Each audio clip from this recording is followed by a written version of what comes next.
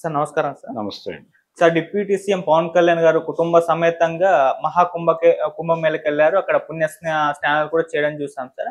అయితే ఈ నేపథ్యంలో ఒక వార్త సోషల్ మీడియాలో వైరల్ అవుతుంది. ఆయన అంటే జంధ్యం ధరించున్నారు. సో దీనిపైన చర్చ అయితే జరుగుతుంది. పవన్ కళ్యాణ్ గారు జంధ్యం ధరించడం వెనుకున్న సీక్రెట్ ఏంటి? కాపులు ఈ విధంగా జంధ్యం ధరిస్తారా అన్న ఒక చర్చ అయితే జరుగుతుంది. మరి మీరేం చెప్తారు సార్ దానికి సంబంధించి?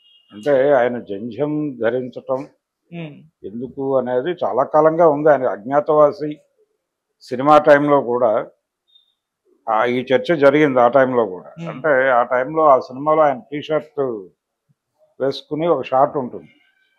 ఆ షాట్లో ఈ జంధ్యం కనిపించింది.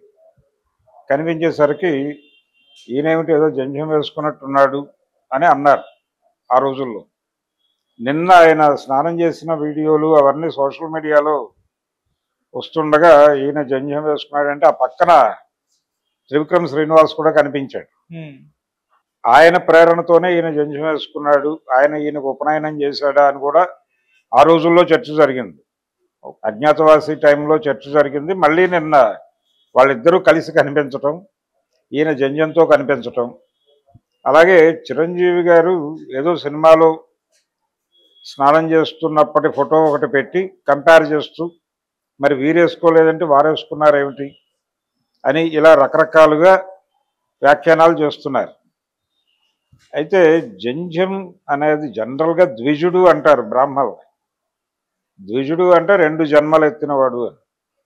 అంటే మనిషిగా ఒక జన్మ ఎత్తాడు, ఆ తర్వాత ఉపనయనంతో ఇంకో జన్మ ఎత్తాడు అని. అది 2వ జన్మ. ఈ ద్విజ అంటే జనరల్గా పిట్టలకు కూడా అంతే. అవి గుడ్డుగా ఒక జన్మ ఎత్తుతాయి, గుడ్డు పగిలి ఇంకో జన్మ ఎత్తుతాయి. గుడ్డు జన్మ వేరు, ఈ గుడ్డు పగలగొట్టు బయటకు వచ్చేటువంటి జన్మ వేరు. అందుకని ద్విజ, అది కూడా ద్విజే, వీళ్ళు ద్విజులే. అందుచేత ఈ 2 జన్మలు ఎవరికి ఉంటాయో వారు ద్విజులు. అలా అనుకుంటే ఈ 2వ జన్మ ఏమిటి అన్న దగ్గర చర్చ. ఈ 2వ జన్మ ఏమిటి అంటే ఈ ప్రపంచం జరుగుతున్నటువంటి పద్ధతిలో కొట్టుకుపోవడం అనేది సాధారణ పుట్టుక అనుకుంటే, ఈ ప్రపంచపు గతిని గమనించి అర్థం చేసుకుని దాన్ని మార్చే ప్రయత్నం చేస్తూ అటువైపు నడిపించడానికి దోహదపడేటువంటి వాడిగా పరిణామం చెందటం, దాన్ని 2వ జన్మగా భావిస్తే వారెల్లరూ ద్విజులే అనే పద్ధతిలో సిద్ధాంతం చెప్పిన వాళ్ళు కూడా ఉన్నారు. ఎవరికైతే ఉపనయన సంస్కారం ఉంటుందో వారు మాత్రమే ద్విజులు అనేది ఒకటి సాంప్రదాయం ఉంది. మహిళలకి, ఆడపిల్లలకి ఉపనయనం ఉండదు కాబట్టి ఆడపిల్లలు శూద్రులేనా అనే ఒక చర్చ కూడా ఉంది. అంటే ఏ కులంలో ఉన్నప్పటికీ ఆడపిల్లలకి కులం లేదు అనేటువంటి ఒక సిద్ధాంతం ఉంది. దాని మీద కూడా చాలా విస్తృతమైన చర్చ జరుగుతోంది ప్రపంచంలో. కాబట్టి కులాంతర వివాహాలని తప్పుపట్టాల్సిన అవసరం ఉందా అన్న ఎక్స్టెండ్లో ఈ ఆడపిల్లలకి జంధ్యం ఉండదు కాబట్టి, ఉపనయన సంస్కారం లేదు కాబట్టి కులాంతర వివాహాలని తప్పుపట్టాల్సిన అవసరం లేదు అనే ఒక ఆర్గ్యుమెంట్ ఉంది. అలాగే 1000 పడగల్లో ధర్మారావు క్యారెక్టర్ హీరో విశ్వనాథ్ సత్యనారాయణ గారి 1000 పడగల్లో ధర్మారావు గారు అన్ని కులాల అమ్మాయిల్ని పెళ్లి చేసుకుంటాడు. అన్ని కులాల అమ్మాయిల్ని పెళ్లి చేసుకోవటం అనే కాంటెక్స్ట్లో వారికి ఉపనయన సంస్కారం లేదు కాబట్టి మహిళలు కూడా శూద్రుల కింద భావించాడా. కాబట్టి అక్కడ కులం అనే ప్రస్తావనే లేదు. అందుకని ఏ ఆడపిల్లనైనా ఎవరైనా చేసుకోవచ్చు అనే సిద్ధాంతాన్ని వారేవైనా ప్రతిపాదించారా అన్న కూడా చర్చలు ఉన్నాయి. అయితే ఇక్కడ పవన్ కళ్యాణ్ గారు ఆయన ప్రొజెక్ట్ అయింది మనకి కాపు అని. ఆయన కాపు అవునా కాదా అనే కూడా ఇంకో చర్చ ఉంది. వారి తండ్రి గారి కులం ఏమిటి, ఇలా రకరకాల చర్చలు మార్కెట్లో వారి వారి ప్రయోజనాల కోసం ఫ్లోట్ చేసినటువంటి సందర్భాలు ఉన్నాయి. కొణిదెల అనేటువంటి ఇంటి పేరు ఉన్నవారు ఉన్నారా అని కూడా ఒక చర్చ నడిచింది ఆ మధ్య. ఏది, వారు కూటమిలోకి రాక పూర్వం నడిచింది. తర్వాత ఆ చర్చ ఆగింది. అంటే ఆ చర్చ వెనకాల ఎవరున్నారో ఈ వాక్యం వింటే అర్థమైపోతుంది. ఇలాంటి రకరకాల చర్చలు జరుగుతాయి మార్కెట్లో. అయితే ఇక్కడ జంధ్యం వేసుకోవటం దగ్గర ఈయన జంధ్యం ఎందుకు వేసుకున్నాడు అనేది పక్కన పెడితే, బ్రాహ్మలు మాత్రమే జంధ్యం వేసుకుంటారు అనుకుంటే క్షత్రియులు కూడా వేసుకుంటారు, వైశ్యులు కూడా వేసుకుంటారు. అంటే ముగ్గురికి ఉపనయన సంస్కారం ఉంది. క్షత్రియులు జంధ్యం వేసుకుంటారు, బ్రాహ్మలు వేసుకుంటారు, వైశ్యులు వేసుకుంటారు. ఈయన ఏ జంధ్యం వేసుకున్నాడు అనేది ఒక చర్చ. అది పక్కన పెట్టేస్తే ఈయన బ్రాహ్మడు అనుకుందాం తాత్కాలికంగా, జంధ్యం వేసుకున్నాడు కాబట్టి బ్రాహ్మడు అనుకుందాం. బ్రాహ్మడు అంటే బ్రహ్మజ్ఞానం ఉన్నవారెల్లరూ బ్రాహ్మలే అని ఎన్టీ రామారావు గారు ప్రవచించారు గతంలో. అంటే ఆయన ముఖ్యమంత్రిగా ఉన్న రోజుల్లో ఒకసారి రవీంద్ర భారతిలో ఉగాది వేడుకలు జరుగుతున్న సందర్భంగా కుర్తాళం పీఠాధిపతిగా ఉన్నటువంటి ప్రసాదరాయ కులపతి గారు ఉన్నారు అక్కడ. అప్పటికి ఇంకా ఆయన సన్యసించలేదు, ప్రసాదరాయ కులపతిగానే ఉన్నారు. అలా ప్రసాదరాయ కులపతిగా ఆయన పండితుడు, ఆయన ఉన్నారు. ఆయనతో పాటు ఆ పంచాంగ శ్రవణం చేసినటువంటి శాస్త్రి గారు ఉన్నారు. స్వస్తివాచనం చెప్తూ అందులో గోబ్రాహ్మణ అనేది కట్ చేసి చెప్పేశాట ఆయన. ఈ గోబ్రాహ్మణ అనేది ఎందుకు కట్ చేయాల్సి వచ్చిందని ఎన్టీ రామారావు గారు మైక్ తీసుకుని అడిగారట వారు. అయితే ఇది కట్ చేయమని ఆయనకి ముందు రోజు ఇన్ఫర్మేషన్ కమిషనర్ చెప్పాడట. అది కుర్తాళం పీఠాధిపతిగా ఇప్పుడు ప్రసాదరాయ కులపతి గారే ప్రపంచానికి చెప్పారు ఒక వీడియోలో. ఆయన ఆశ్రమంలో చేసినటువంటి ఒక ఉపన్యాసంలో ఇది దొర్లింది, దాన్ని రికార్డ్ చేసి యూట్యూబ్లో పెట్టారు, అది అవైలబుల్లే. అయితే రామారావు గారు ఇలా అడిగేసరికి, అంటే ఇన్ఫర్మేషన్ కమిషనర్ ఎందుకు చెప్పాడంటే ఆ మాట, ప్రసాదరాయ కులపతి గారు ఎలా చెప్తారంటే దాన్ని, ఇది రాజకీయాలు, ఇది కుల మతాలకు అతీతమైనటువంటివి. గోబ్రాహ్మణ అంటే ఒక కులం గురించి గోవులకు మంచి జరగవలను, బ్రాహ్మణులకు మంచి జరగవలను అంటే, బ్రాహ్మలు అంటే ఒక కులం కదా, ఇదేమో మరి ప్రజాస్వామ్యం, ఇతర కులాల ప్రస్తావన లేదు అందులో. ఇతర కులాల ప్రస్తావన లేకుండా బ్రాహ్మణుల గురించి ప్రస్తావించడం సబబు కాదేమో, అందుకని అది పరిహరించి మిగిలినవి చదవండి అని చెప్పాడట ఆయన. చెప్పాడని ఈయన చెప్తున్నారు. ఆయన కాంటెక్స్ట్ ఇంకోటి అయి ఉండొచ్చు. ఎందుకంటే రామారావు గారి మీద ఒక ముద్ర ఉంది. ఆయన ఇండస్ట్రీ సినిమా పరిశ్రమలో ఉన్నప్పటి నుంచి ఆయన కొంచెం యాంటీ బ్రాహ్మిన్ ఇదేదో ఉండేది ఆయనకి. అంటే ఆయన స్వయంగా వివాహాలు చేయించినటువంటి చరిత్ర ఉంది ఆయనకి. అందుకని ఇది చదవకుండా ఉండటం బెటరు, ఎన్టీఆర్తో రిస్క్ అనే ఉద్దేశంతో అవాయిడ్ చేయించి ఉంటాడు అనేది నా ఉద్దేశం. కానీ వారు చెప్పింది అదే. ఎందుకంటే వారిది ప్రత్యక్ష అనుభవం, నాదేమో నేను దాన్ని వినటం ద్వారా నాకు అనిపించింది, నేను చెప్తున్నాను. ఇలా అన్న తర్వాత వీళ్ళు టోటల్గా అక్కడ అవాయిడ్ చేశారు దాన్ని. ఆ వాక్యాన్ని అవాయిడ్ చేసిన తర్వాత రామారావు గారు మైక్ తీసుకుని, గోవులకి బ్రాహ్మణులకి మంచి జరగాలి అని అనుకోవడంలో తప్పే ఉంది. గోవులు ఎలాగూ మనకు ఉపయోగపడే జంతువులే కదా, మనం రకరకాలుగా వాటిని వ్యవసాయానికి దానికి వాడుతున్నాం, దానికి మంచి జరగటం అంటే వ్యవసాయానికి మంచి జరగటం అనుకోవచ్చు, తప్పేం లేదు అని చెబుతూ, బ్రాహ్మలు అంటే ఒక కులం అనుకుంటున్నారేమో, మీరు అనుకుని అవాయిడ్ చేసి ఉంటారేమో, కానీ బ్రాహ్మలు అనేది ఒక కులం అని నేను అనుకోవటం లేదు అన్నట్టే ముఖ్యమంత్రి హోదాలో అనేసి, బ్రహ్మజ్ఞానం ఉన్నవారెల్లరూ బ్రాహ్మలే అన్నట్టే. కాబట్టి బ్రహ్మజ్ఞానం ఉన్నవాడు ఎవరైనా సరే బ్రాహ్మలు అని అంగీకరిస్తే, ఇప్పుడు పవన్ కళ్యాణ్ గారికి బ్రహ్మజ్ఞానం ఉందని అనుకోవాలా అనే ప్రశ్న ఉత్పన్నం అవుతుంది. ఆ రోజుల్లో రామారావు గారు దాన్ని, అంటే తన ఆర్గ్యుమెంటుని సమర్థించుకోవటానికి ఆయన శంకర విజయం నుంచి ఒక, అంటే శంకరుడు వెడుతూ ఉండగా ఈశ్వరుడే, శివుడే ఒక చండాలుడి రూపంలో వస్తాడు ఎదురుకుండా. వస్తే ఈయన తప్పుకోమంటాడు. ఆయన తప్పుకోమంటే, నన్ను తప్పుకోమంటున్నావా, నాలో ఉన్నటువంటి ఈశ్వరుణ్ణి తప్పుకోమంటున్నావా నువ్వు అని ఘర్షణ పడతాడు ఈయన. అప్పుడు ఈయన తన తప్పు తెలుసుకుంటాడు. ఈ సమస్త ప్రకృతి ఈశ్వరమే కదా, నేను అనవసరంగా ఇతన్ని కులం పేరుతో తప్పుకోమంటున్నాను, ఇది తప్పే, నాది తప్పే అని చెప్పి ఈయన శంకరాచార్యుల వారు అంగీకరిస్తారు. అంగీకరించిన తర్వాత ఆయన ఈశ్వరుడిగా ఈయనకు సాక్షాత్కరిస్తాడు. ఇది ఒక కథ. దీన్ని ఆయన వేదిక మీద చెప్పి, అందుచేత బ్రహ్మజ్ఞానం ఉన్నవారు చండాలురు అయినప్పటికీను వారి బ్రాహ్మణుల కిందే లెక్కేయాలి అని శంకరుడు అంతటి వాడే చెప్పినప్పుడు మీకేమిటి సమస్య అని చెప్పి ఈయన అలా ఒక అరగంట 30 గంట పైన భారతీయ ఋషి సాంప్రదాయం అనే టాపిక్ మీద ఒక క్లాస్ తీసుకున్నాడు రవీంద్ర భారతిలో అనేది ఆయన చెప్పాడు, స్వామివారు చెప్పారు. కాబట్టి దాని ప్రకారం అకార్డింగ్ టు ఎన్టీ రామారావు చూస్తే పవన్ కళ్యాణ్ గారు బ్రహ్మజ్ఞాన వారు వేసుకోలేదు. ఈ బ్రహ్మజ్ఞాన ప్రబోధం చేసినటువంటి రామారావు గారికి గొడవ లేదు. ఆయన మీద బ్రాహ్మణ వ్యతిరేకి అని 2 విధాలుగా ముద్ర ఉంది. అంటే ఆయన అధికారంలోకి రాగానే కరణాలని, మున్సబుల్ని, ఇక్కడ పటేల్ పట్వారీ వ్యవస్థలని రద్దు చేశాడు. ఈ రద్దు చేయటం వల్ల కరణాలని రద్దు చేయటం ద్వారా నియోగ బ్రాహ్మణులు ఇబ్బంది పడ్డారు. ఆ తరువాత ఆయన 30/87 అని ఒక యాక్ట్ పట్టుకొచ్చి అనువంశక అర్చకత్వాన్ని రద్దు చేసి వైదికులను కూడా ఇబ్బంది పెట్టాడు. అలా బ్రాహ్మణుల మీద వాంటెడ్గానే దాడి చేశాడు ఆయన అనే ఒక అభిప్రాయం ఉంది. ఈ నేపథ్యంలో చూస్తే ఈయన బ్రహ్మజ్ఞాన పవన్ కళ్యాణ్ అనే ప్రశ్న మీద చర్చ జరగాల్సి ఉంటుంది. అంటే ఆయనకి బ్రహ్మజ్ఞానం ప్రసాదించారా, ఎవరు ప్రసాదించారు, త్రివిక్రమ్ శ్రీనివాస్ గారు ఏమన్నా ప్రసాదించారా అనేది ఇంకో సందేహం. ఈ సందేహం ఆ రోజునే అజ్ఞాతవాసి టైంలోనే మొదలైంది.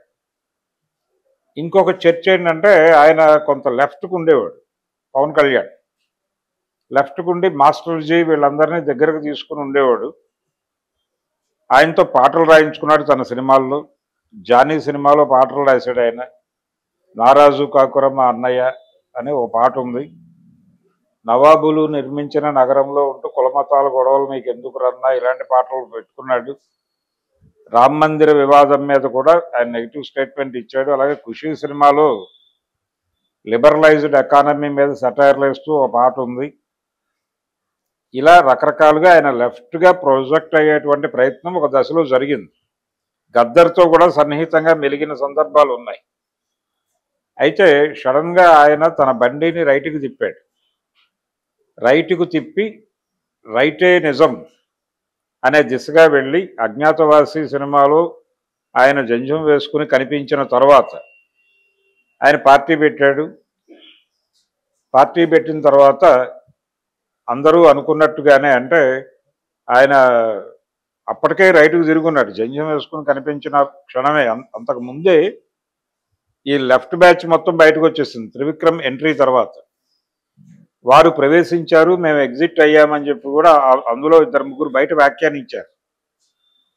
ఈ బ్యాక్ డ్రాప్లో ఆయన పవన్ కళ్యాణ్ ఆయన మోడీకి అనుకూలంగా మాట్లాడటము, మోడీని కలవటం, అప్పటికి మోడీ ఇంకా ప్రధాని కాలేదు, వారిని వీరు దర్శించుకోవటం, ఆ ఫోటోలు బయటకు రావటం, ఇవన్నీ చూసాం. ఆ తర్వాత నెమ్మదిగా ఆయన ఈ జనసేన వారి తరఫున ప్రచారం చేస్తుంది అని చెప్పి బాధ్యతలు తీసుకున్నాడు. 2014లో ఆయన ప్రచారం చేశాడు. అది అధికారంలోకి వచ్చింది. అక్కడ వరకు ఓకే. కానీ ఇలా బీజేపీని భుజం మీద మోసినటువంటి పవన్ కళ్యాణ్ జంజం వేసుకుని తన్ని తాను బ్రహ్మజ్ఞానం ఉన్న బ్రాహ్మడుగానే అనుకుందాం పోనీ, అలా ప్రకటించేసుకున్నటువంటి పవన్ కళ్యాణ్ని లెఫ్ట్ హక్కును చేర్చుకుంది. 2019 ఎన్నికల్లో మళ్ళీ లెఫ్ట్తో ట్రావెల్ అయ్యాడు ఆయన. వామపక్షాలతో పోటీ చేసి ఫలితం రాకపోయేసరికి మళ్ళీ రైట్కి తిరిగాడు.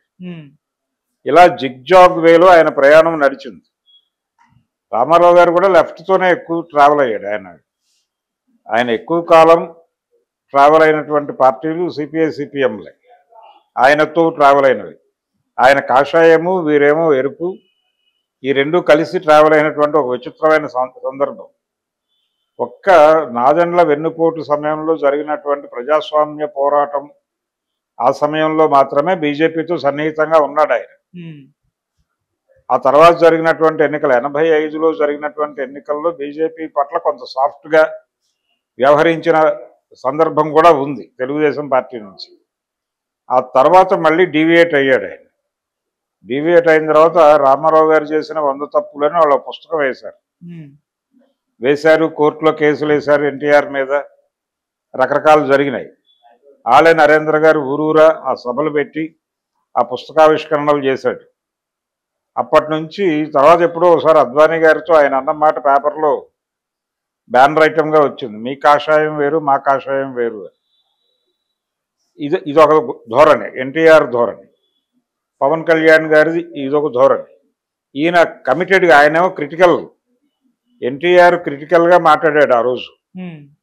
బ్రహ్మజ్ఞానం ఉన్నవారెల్లరూ బ్రాహ్మలే అంటే అది క్రిటికల్ స్టేట్మెంట్. ఆ క్రిటికల్ స్టేట్మెంట్కి ఈయన ప్రాక్టికల్ ఆహార్యానికి మధ్య వైరుధ్యం ఉంది. వారి గొడవ వేరు, వీరి గొడవ వేరు. వీరు హిందుత్వ అనే దాన్ని అడాప్ట్ చేసేసుకున్నాడు బలంగా. ఆ అడాప్షన్ తాలూకా అంటే ఇక్కడ టోటల్గా యాంటీ లెఫ్ట్ ఓరియంటేషన్లోకి వెళ్ళిపోయాడు, అయిపోయింది. ఇది కొత్తగా ట్రెండ్ కాదు. ఆయన ఆ రోజునే, అంటే అజ్ఞాతవాసి సినిమా సమయానికే దీనిలో ఉన్నాడు, ఆ రూపంలో.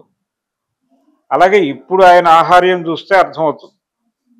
ఇప్పుడు ఆయన విపరీతంగా నామాలు బొట్లు తీర్చుకుని దాదాపు ఒక స్వామీజీ గెటప్లోకి వచ్చేసాడు ఆయన. పవన్ కళ్యాణ్ని చూస్తే ఆయన హెయిర్ స్టైలు, ఆయన అంటే గతంలో ప్యాంటు మీద ప్యాంట్ వేసుకుని డ్యాన్స్ వేసింది ఇతనైనా అని అనుమానం వచ్చే పరిస్థితి ఉంది. అంటే ఆ లెవెల్లో తన అటైర్ని మార్చేసుకుని ఆయన కొత్త ముద్ర వేసే ప్రయత్నం చేస్తున్నాడు. అందులో భాగంగానే జంధ్యం అనేది బ్రాహ్మణులకి సింబలైజ్ చేయటం, తద్వారా ఈయన బ్రాహ్మడిగా మారితే మారి ఉండొచ్చు, తప్పేం లేదు దానిలో. అకార్డింగ్ టు ఎన్టీ రామారావు ఇది బ్రాహ్మడిగా మారిపోయి ఉండొచ్చు. ఒకసారి ఒక స్టేట్మెంట్ ఇస్తే సరిపోతుంది, నేను బ్రహ్మజ్ఞానం ఉంది నాకు, అందుకని నేను జంధ్యం వేసుకున్నాను, నేను బ్రాహ్మణ్ణి అనేస్తే ప్రమాదం లేదు. బ్రాహ్మలు సమాజానికి చేసినటువంటి రకరకాల ఇబ్బందుల గురించి చాలామంది రకరకాలుగా మాట్లాడేశారు. అది అయిపోయింది ఆ చరిత్ర. కాబట్టి ఇప్పుడు అంటే గతంలో అభివృద్ధి లేకపోతే ప్రోగ్రెసివ్ ఐడియాలజీ అనే పేరుతో సమాజంలో ప్రచారంలో ఉన్నటువంటి భావజాలం మొత్తం కూడా తప్పు. అంటే దానివల్ల సాధించింది ఏం లేదు సమాజం అనే ఉద్దేశంతో ఆ భావజాలం తప్పు అని చెప్పి కొత్త భావజాలం అనే పేరుతో ఏ భావజాలాన్ని అయితే వామపక్ష భావజాలం పక్కకి నెట్టేసిందో ఆ భావజాలాన్ని పట్టుకొచ్చి ఈ వామపక్ష భావజాలానికి ప్రత్యామ్నాయంగా నిలబెట్టే ప్రయత్నం ఒకటి 90 దశకం ప్రారంభం నుంచి జరుగుతోంది. ఈ ప్రయత్నం సీరియస్గా సినిమాల్లో చేసినవాడు ఇతను త్రివిక్రమ్ శ్రీనివాస్. త్రివిక్రమ్ శ్రీనివాస్ సినిమాలన్నింటిలోనూ ఇది ఉంటుంది. ఆయన పాత విలువలు చెప్పడం కోసం సినిమాలు తీస్తాడు కాన్షియస్గా. దానికి పెద్దగా ఇబ్బంది పడక్కర్లేదు. ఒక అద్భుతమైన ఉదాహరణ అలవైకుంఠపురంలో అనే సినిమా. ఈ సినిమా ముందు ఇంటి గుట్టు అనే ఒక సినిమా ఉంది ఎన్టీ రామారావు. ఆ సినిమాలో ఒక దొంగకి ఒక జడ్జి గారు శిక్ష వేస్తాడు. శిక్ష వేసి ఆ సందర్భంగా అతనికి ఏదో భార్య పురిటి నొప్పులతో, అంటే ప్రెగ్నెంట్ అయి ఉంటుంది, ఈయనకేమో జైలు శిక్ష వేస్తారు. దొంగకి అక్కడ ఇబ్బంది ఉందండి మా ఇంట్లో అని ఏదో చెప్తాడు. ఈయన విండు. దొంగ కడుపుని దొంగే పుడతాడు కదా అన్న టైప్లో ఏదో వ్యాఖ్యానాలు చేస్తాడు ఆయన. చేస్తే దొంగ కడుపును దొంగ ఎందుకు పుడతాడు అని చెప్పి ఆ దొంగ గారు ఆలోచించి వారు బయటికి వెళ్ళి తన కొడుకుని తీసుకెళ్ళి జడ్జి గారి ఇంట్లో పెట్టి జడ్జి గారి కొడుకుని తీసుకొచ్చి తన ఇంట్లో పెట్టేసి పెంచుతారు. ఈ దొంగ కొడుకు అక్కడ పెరిగి పోలీసు అవుతాడు, జడ్జి గారి కొడుకు ఇక్కడ పెరిగి దొంగ అవుతాడు. ఆ జడ్జి గారి కొడుకు దొంగ అయిపోయి పెరుగుతాడు కదా. ఈ దొంగ అయిపోయిన జడ్జి గారి కొడుకుని పోలీస్ అయినటువంటి దొంగ గారి కొడుకు అరెస్ట్ చేసేటువంటి పరిస్థితి. ఒక చాలా సీరియస్ క్రైమ్లో వీడు అదే జడ్జి గారి ముందు ఆ జడ్జి గారు తన పాత భావజాలంతో వీడికి శిక్ష చేసే ప్రయత్నం చేస్తాడు. ఇది ఆ సినిమా కథ. ఇక్కడ పెంపకమే ప్రధానం, కులం కాదు. ఎవడో ఏ కులంలో పుట్టినా కానీ వాడు ఎక్కడ పెరిగాడు అనే దాని మీద వాడు బ్రాటప్లో నుంచి వాడి తాలూకా కార్యక్రమాలన్నీ అక్కడి నుంచి రూపొందుతాయనేది ఆ సినిమాలో ఎస్టాబ్లిష్ చేశారు. ఇలాంటి కథే అలవైకుంఠపురంలో. ఇతను బాస్ కొడుకు ఒక చోట పెరుగుతాడు, ఈ గుమాస్తా కొడుకు అక్కడ పెరుగుతాడు. అక్కడ పెరిగినప్పటికీ గుమాస్తా కొడుకు గుమాస్తాలాగానే ఆలోచిస్తాడు. ఇక్కడ పెరిగినటువంటి బాస్ కొడుకు బాస్ లాగానే ఆలోచిస్తాడు. పుట్టుక నిర్ణయిస్తుంది, కులం నిర్ణయిస్తుంది అని మహానుభావుడైనటువంటి ఈ త్రివిక్రమ్ శ్రీనివాస్ అనేటువంటి పెద్ద మనిషి చెప్తాడు. ఈ భావజాలం ప్రమోట్ చేయటమే ఆయన సినిమాల లక్ష్యం. ఈ భావజాలమే వారికి ఇంకింది. ఈ భావజాలం ఇంకించుకోవటంలో భాగంగా వారు బ్రాహ్మణీకరణ చెందుంటారు. ఆ చెందిన సందర్భంగానే వారు జంధ్యాన్ని ధరించారు. జంధ్యం ధరించటం తప్పని నేను అంటం లేదు, కానీ వారు ఏదైనా ధరించవచ్చు. ఎవరు ఏది ధరించినా తప్పులేదు. జంధ్యం తీసేయటం వెనకాల బ్రాహ్మణులకు ఒక ప్రయోజనం ఉండొచ్చు, జంధ్యం వేసుకోవటం వెనకాల ఆయనకు ఒక ప్రయోజనం ఉండొచ్చు. ఆ ప్రయోజనాల మధ్య ఘర్షణ ఉంటుంది ఖచ్చితంగా.